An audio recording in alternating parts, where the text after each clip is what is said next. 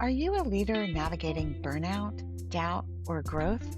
Welcome to the Ripple Effect Leadership Podcast, where intentional leadership creates lasting impact.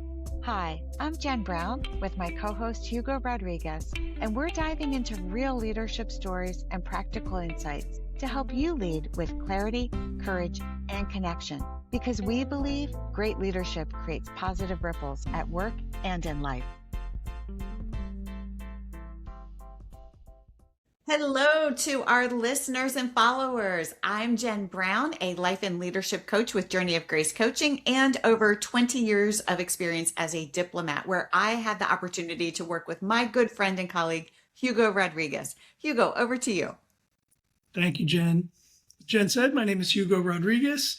I am a 25-year veteran of the State Department as a Foreign Service officer, a leadership coach, and I am currently a professor of practice in leadership.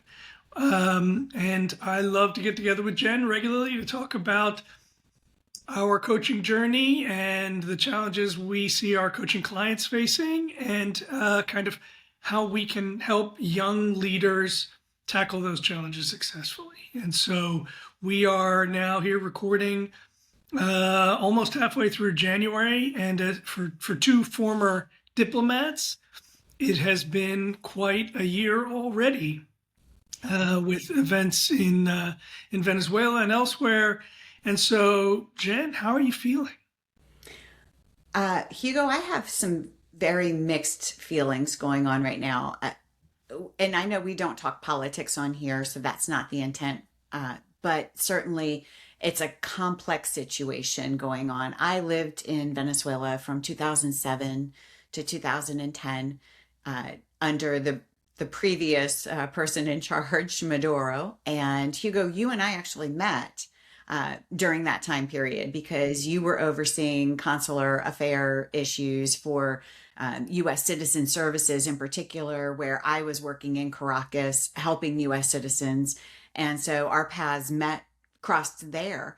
And I just have to say that Venezuela is really on my heart, and I'm thinking about Venezuelans within Venezuela and abroad, and just hoping that the right path forward emerges. Yeah, me too. Just like you, most of my career was spent working on issues in Latin America. Obviously, with diplomacy, we tend to try to be the soft power and the dialoguers, and the way you and I learned leadership was bringing officers up through the ranks and teaching them those skills that would help them be good diplomats, good team leaders, and sort of just good members of our embassy communities, right?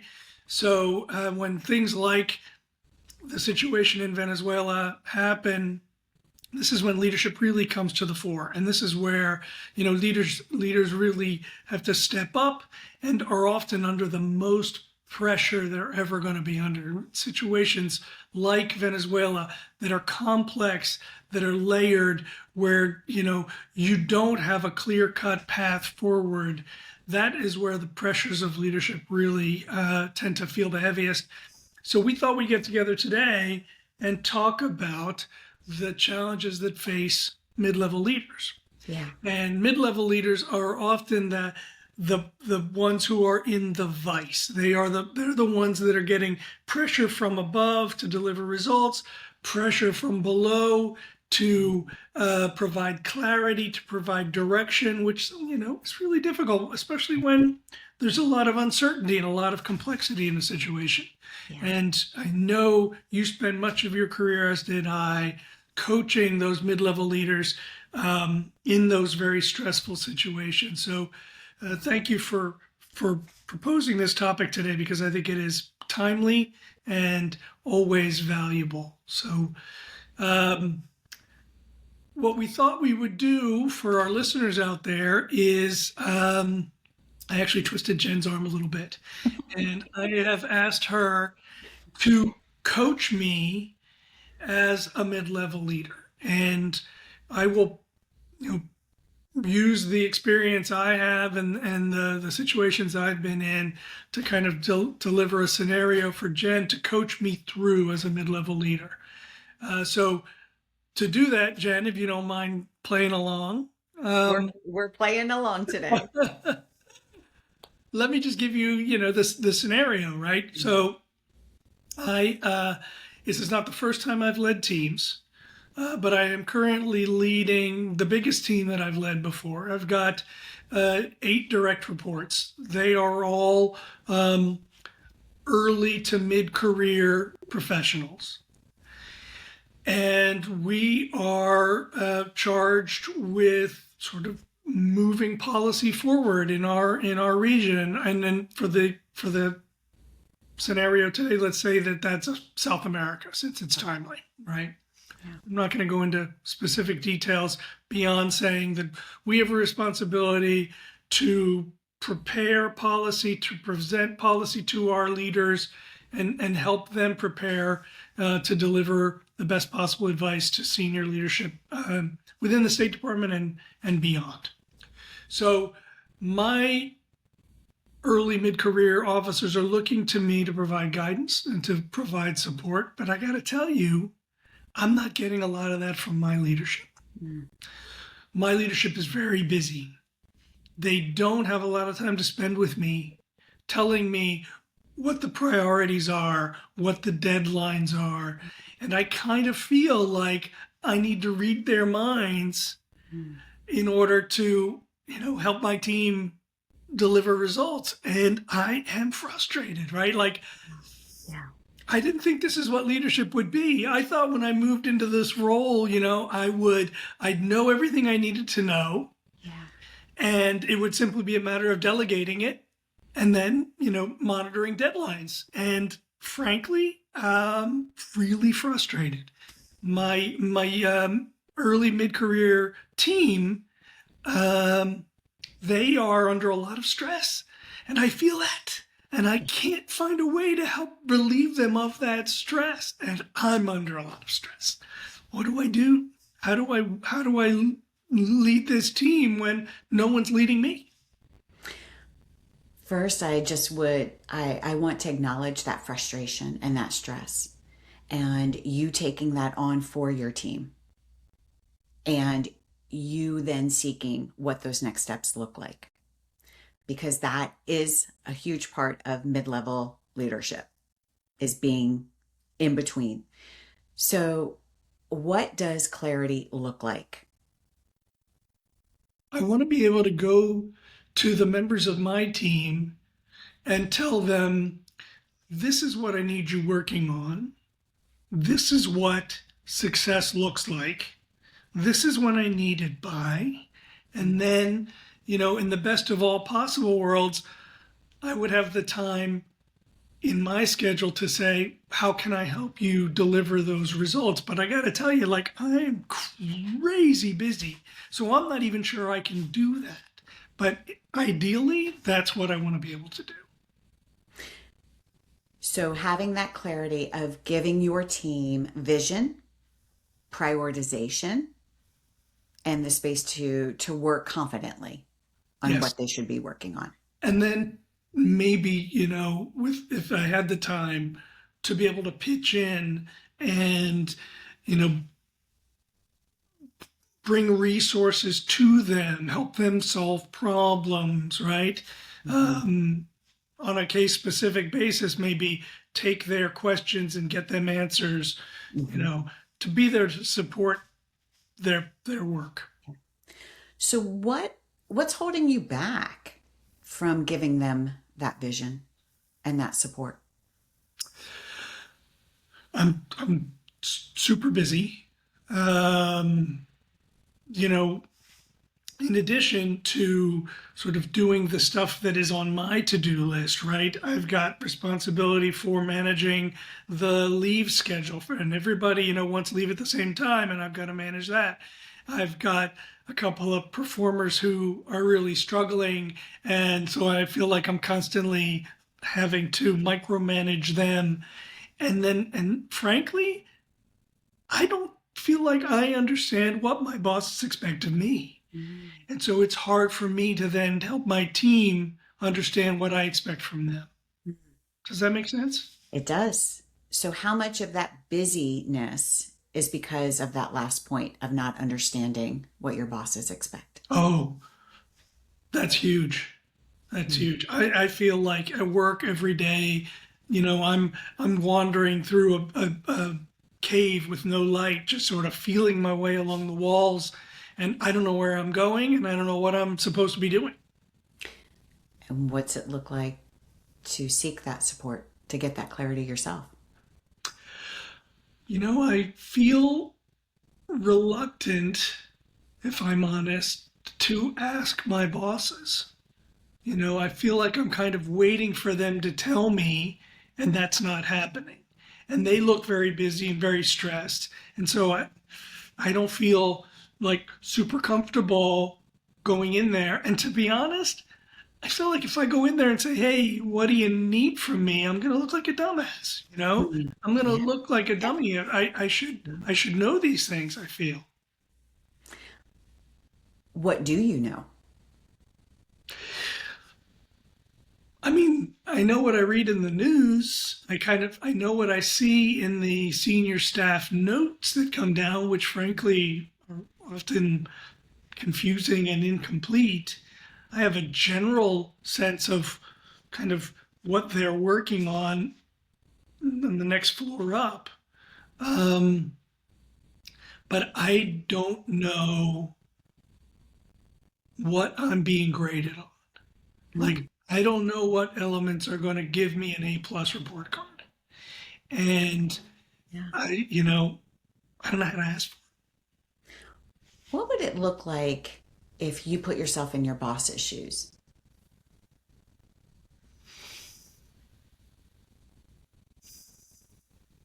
it. Here's the thing. I think my boss is a good person. I really do. And I think my boss would give me the benefit of the doubt. But I'm afraid, my worst case scenario in my head, which is probably not the likely scenario, but the scenario I've got in my head is that I'm going to go in there and, confirm my boss's view that I'm an idiot. Okay. Okay. Right? And Yeah. so I don't know that that's the case. Like, I think if I went into my boss and just said, hey, I need to talk about priorities, I think my boss would be willing to share what he thinks the priorities are. But that's pretty scary, right? Like, Yeah. So let's put you as the boss in this case. okay. And one of your team members, like you're elevated into your boss's role, and one of your team members is in your role. Hmm. What would you want that person to do? Well, I would want to be as this big boss. Right? I'd want to be as specific and kind of detailed and time bound as I could be, Mm-hmm. right? And, I think I'd want to tell them that I think they're doing a great job, or share the areas that I think they need to, improve on, and maybe give them some guidance on how to improve. But I think if I were sitting in my big boss's seat, then I could see the whole playing field, right? Yeah. And then I could say, okay, your area is this, and here's what would really be great if you could deliver these results, right? That's what, that's what I'd want to be able to do in that role. And that is you as the big boss. And Yes. as the big boss, when you have a team member who's unclear, what would you want that team member to do? Well, I'd like them to tell me they're not clear, tell me where they're not clear, and, give me the chance to help them get clarity. Okay. How would you want them to come to you? Oh, I'd be open to anything, right? Knock on my door and come in. Mm-hmm. And I encourage my team to do this now, right? Is just to say, hey, I need I need a minute of your time. Can you tell me what, when this is due or what you want me working on? Should it be project A or project B? I want them to feel comfortable coming to me. I try to create that environment where they can feel comfortable bringing me their issues. But when they come to me now in this role, I'm giving them a guess, right? Because I don't really know. Right. So when you don't know, and when your team doesn't know, what could be helpful in seeking that quick meeting with the boss? I know what I need to do. What is that? Like, I need to go in and get on my boss's schedule and ask the question, right? I need to either get the information that is available, or if it's not available, understand that as well. Right? So Like, understanding what can be shared and what. Right. And it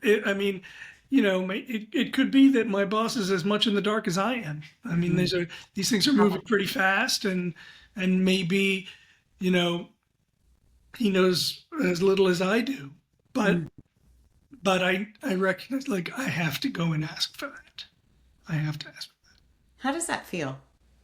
Scary, right? Like, I mean, on the one hand, I if I put myself in the future, having had that conversation, I feel good. But it's, kind of scary to go in there and own the fact that I'm down here. I don't know what I'm doing, right? Like, I don't have all the pieces I need. And that feels really, I don't know, risky. It feels like I feel vulnerable. Asking for information that maybe I ought to have already. So what information do you have that could help you? The current information I have that could help me, I mean, there are certain things I know, and I share those with my team. But there's just so much uncertainty beyond what we know, right? I mean, I would like to know, of all the stuff we are doing down here, of all the things we've got to do, what is the most important? Because when I'm asking my folks to stay late, or I'm asking them to, work on the weekend or whatever it is, I try not to do that. But I want to be able to know that they're working on the most important thing. And I'm not really sure I even know that.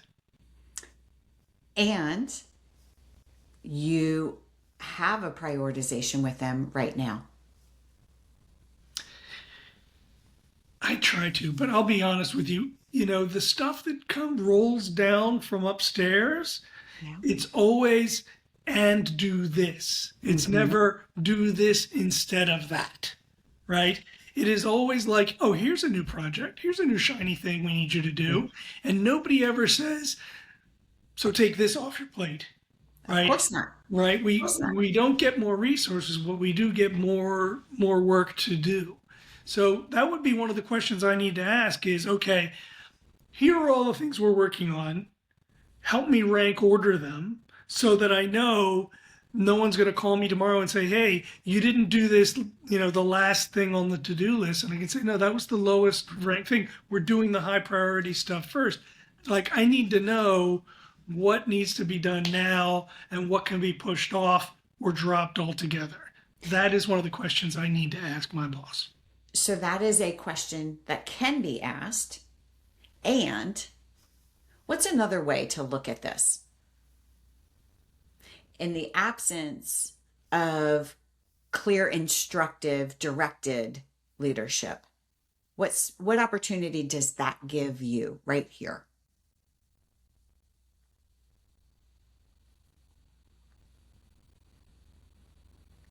Choose my own adventure. How so? Tell me more. So if nobody wants to tell me what is most important, I guess I get to make the decision about what's most important. But And that's also crazy risky, right? sure. Because what happens when I say, look, we're just not going to do that thing, we're going to focus on this other thing, and then, my boss calls me at 6:30 tonight and says, where's that result? I wanted that project done, and I've got to tell them I made a different decision. And what's the opportunity in being adventurous in the leadership? Well, I can tell you that if I'm able to give my team some clarity, they are going to be happier, right? They're going to actually be able to do good work and feel good about it, right? So that's one opportunity in giving them that clarity. Yeah. Yeah. I'm sure they would appreciate that, right? Who doesn't want clarity? I know I do, and that's one of the things Right. that this worries me. Like, I'm going to go ahead and make these decisions in this vacuum, and they could be the wrong decisions. They How do I think could about be. And you're communicating to your team and giving them clarity. And who else can you communicate with?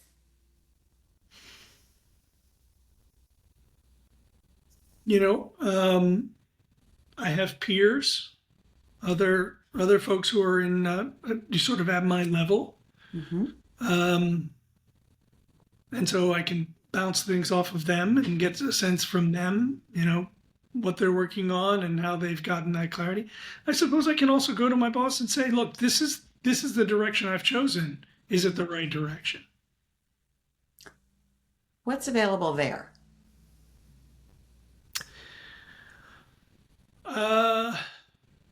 Again, it feels risky, but it also feels more decisive. It feels like I'm driving. I'm going to my boss, and instead of looking like a complete dumbass and asking the question, I'm saying, I made this call. Is that the call you want me to make? If not, tell me which direction you want me to go. It feels like greater sense of ownership around the issues. Yeah. So what I'm hearing is not going in empty-handed, asking. What I'm hearing is going in with an offering. Yeah. For Yeah. confirmation. So yeah, okay. Then instead of going in with that question, I'm going to go in and say, here's the direction I'm taking the team. Validate it or not, right? Yeah. Yeah. Yeah. There's a lot of assumptions in there, though. I feel a risk. It's a risk. It's a risk. What is the risk of not taking any action? Oh, look, that's where that is my biggest ulcer right now, is that I feel like in the absence of direction, I'm not providing it either. Like, I'm not getting direction from my bosses, and so I'm not able to give it to my teams. And the risk is what's happening. They are demoralized. I am increasingly demoralized because I just feel like, again, I have no clarity. And I don't know how to direct these folks in a way that's going to give them the chance to do meaningful work. So that's the biggest risk. The risk So of let's expand that a little bit, right? Demoralized is serious. You already noted that juggling calendars and requests for time off is a big piece of what you do. Imagine people seeking more time off. and we can't. I mean, this is a challenge, right? There's a lot that has to get done. Obviously, more clarity would help us prioritize, would help us, hit the mark, Yeah. right? I know these things need to get delivered, but which gets delivered first? And what does it need to look like? And, yeah, the risk of not doing anything just digs a deeper hole. Yeah. Yeah. So when you think about taking this back to the boss of, here are the options, or here's the direction I'm going, like, let me know. Is this, are you on board with this? Anything I should be aware of? What about in those cases where the team is working on something that maybe they don't agree with? And there is some of that, right? It's really interesting in our workplace. We hire very smart people, and we ask them for their best analysis and their best opinions, and then sometimes we don't take advantage of that, opinion and that analysis, that intelligence, and that can be demoralizing as well. And so, they come to work expecting to, I don't know, be consulted, and they recommend we head in this direction, and in the end, the organization heads in a different direction, and they sort of feel like, well, one, why are you bringing me in here if you're not going to listen to me? And two, why are you going in this crazy direction? Right? So there is a lot of that, and that I'm glad you raised it, because that is definitely part of some of the angst that my team feels, and that I feel as well, because we are proposing these policies and pushing these papers up, and I'm not sure anybody's reading them, and it certainly doesn't seem like they are taking our advice. Yeah. So in your leadership role, you have a team and you have a boss and you have peers, right? What opportunity in this conversation with the boss is there for clarity around areas that, maybe the team doesn't agree? If they can just understand why, right? Mm-hmm. They would, I am sure, be much more understanding about that. Mm-hmm. And so that uncertainty, why are we doing this as opposed to doing this? Mm-hmm. To the extent that, my boss can share that with me and I can share it with them, I think that would reduce a lot of the agita that they feel and some of that demoralization. So that's another thing I've got to raise with my boss. Feels a bit risky, but ultimately I think that it's worthwhile, right? Like some more than just the what, but the why, I think would be hugely valuable. So Hugo, what are you going to do now?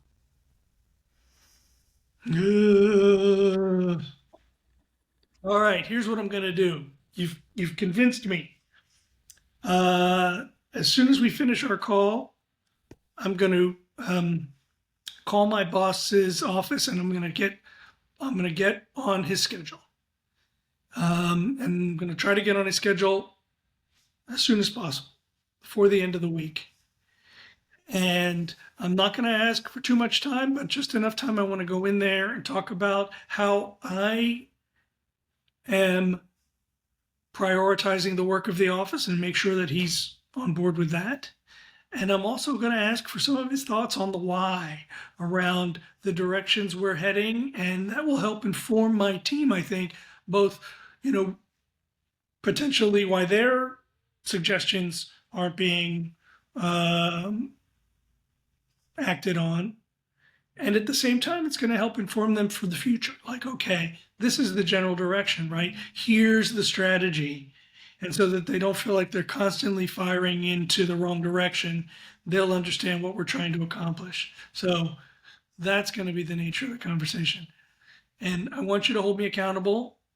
Awesome. That's my buzzword. for our next coaching call, I want to have had this conversation.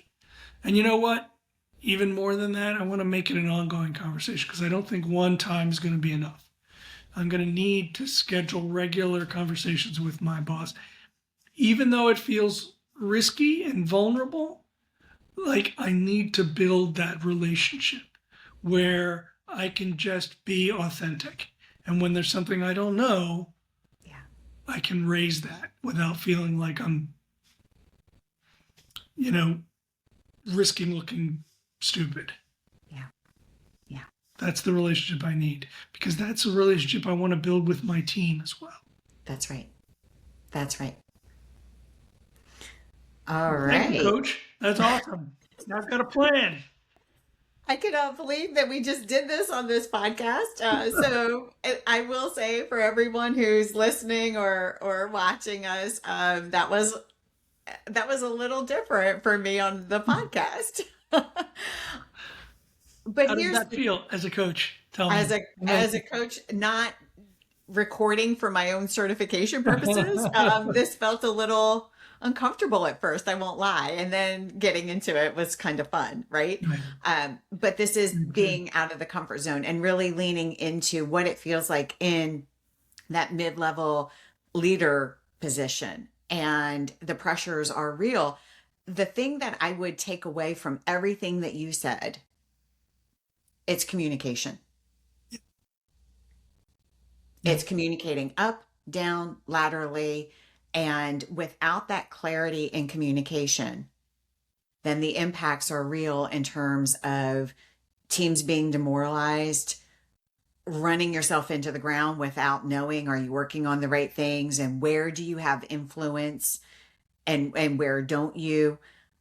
And really just that whole concept of being busy, but are you being productive and rowing in the right direction? Yeah. Because we're all busy, right? Right. That's exactly right. For me, you want to talk about discomfort, putting myself back in that scenario. I will just say it was easy to be in that scenario because as a leader, whether you're an early career leader, a mid-level leader, or a senior leader, you always have a boss. And you're always operating in a zone of uncertainty. And so it feels really tough when you're a mid-level leader because this is your first sort of serious big team where, the bosses are scrutinizing you and your team members are scrutinizing you. Early career leadership, everybody understands you're going to make mistakes. That's the nature of the game, right? Mid-career, that's when, the stakes seem higher. But the truth is, it's always the same game, right? It is about communication. It is about authenticity. It is about being vulnerable and understanding you don't know everything. You know what? Neither does your boss. Right. And don't try to be that imposter that pretends to know everything because you're going to get caught out. Yes. Creating an environment for your team members where they feel comfortable coming to you and expressing that they are, facing challenges, and then being authentic enough to say, yeah, me too, right? Like there's a lot of discomfort in my seat as well. We'll get through it together. Exactly. And, what are the things you need to succeed? Let me see if I can help you get those things. And it is always that way in a leadership position. And if you're going to do it in that leadership, in that servant leadership style, be vulnerable and understand, everybody feels this same struggle. Am I doing the right things? What is the right direction? Your job, even when you don't feel it, is to help your team members get that clarity.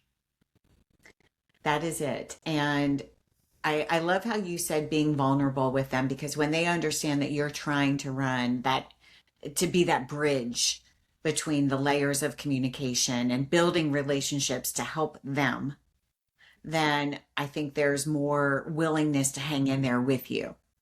That's But right. if they don't understand that piece, right, then they're frustrated with you.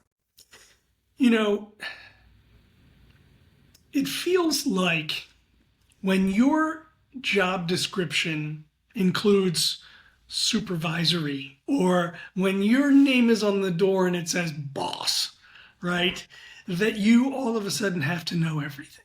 Right. And you are never, ever going to know everything. So don't bother pretending you do, right? And the higher up you get in the organization, the less you know about the specifics of what, each person does and how they do it. And also, the less you know about what's going on above you. It just is that way, right? There's always more going on than you're going to have the visibility and the clarity on. Where you do have clarity, share it. Where you don't have clarity, seek it. So if there's something you don't understand, if there's a why you don't get, if there's a prioritization you aren't clear on, go ask for it. Even if it makes you feel like a dumbass, you got to be vulnerable. You got to go ask for it. Take the risk. It is the risk to take. And if your team needs information, don't hog it. Share it. Right? Your job is to transmit as much as you can. Seek more, get more, transmit more, right? It is all about communication. So thank you for pointing that out. Yeah. Can I just say, you started the coaching conversation by saying those feelings are very real. Thank you for saying that. They are. And that feels so good when you hear it. So if you're a mid-level leader and you see your team is struggling, validate that, right? Tell them, hey, that's perfectly acceptable. We are all trying to figure our way out, and I'm in that field too. So how can I help you? What do you need to know? I'll do the best I can, even though I can tell you right now, I'm not going to know it all. Right. Well, thank you, Hugo, because you pulled me out. I was uncomfortable too doing this on the podcast. Not in real life. In real life, it feels quite different, I will say. But you did great. You're a great coach. That was awesome. No, thanks. I felt very supported. Thank you. Well, this is worth it, just because for anyone who's feeling that overwhelm in the mid-level leadership management space, it is very real, and you're growing and stretching and trying to figure out what that next level looks like. And so the one other piece I would add to this, right, is don't go in empty-handed to your boss. Go in with a proactive solution, recommendation, Beautiful. and let them shoot it down, but go in with something. I love that. That's exactly right. And thank you for pulling that out of me, because I was not It did feel like I was pulling a little bit. You had to pull it out of me, and it is so deeply insightful that your boss doesn't want you bringing problems. Your boss wants you bringing solutions. Yeah. So go in there with a proposal and be ready to reshape it in the moment as you're getting more information. Right? That's gold. It's absolute gold. Not about ego. It's about impact. Nope. Right on. So anyway, thank you all for joining us today. Hope you've enjoyed this as much as we've had some fun getting to play ourselves. And just for everyone out there, we're thinking of you. So go be your best leader. I second that. Hang in there. Thank you, Jen. Thanks, Hugo. Thanks so much for tuning in to the Ripple Effect Leadership Podcast. If this episode sparked an insight or reminded you of someone, please share it and help forward the ripple. Don't forget to leave us a rating or review so more leaders can find their way here. You can find us on LinkedIn at Jen Brown-Coach and at HF Rodriguez Jr. and more leadership content and coaching tools at journeyofgracecoaching.com. A quick heads up before you go. This podcast and all content shared by Ripple Effect Leadership is for informational and educational purposes only. The opinions and characterizations in this podcast are our own and do not necessarily represent the U.S. government. This podcast is not a substitute for mental health treatment or professional medical advice. If you are struggling, we encourage you to reach out to a licensed mental health provider or call the 988 Suicide and Crisis Lifeline. You don't have to do this alone.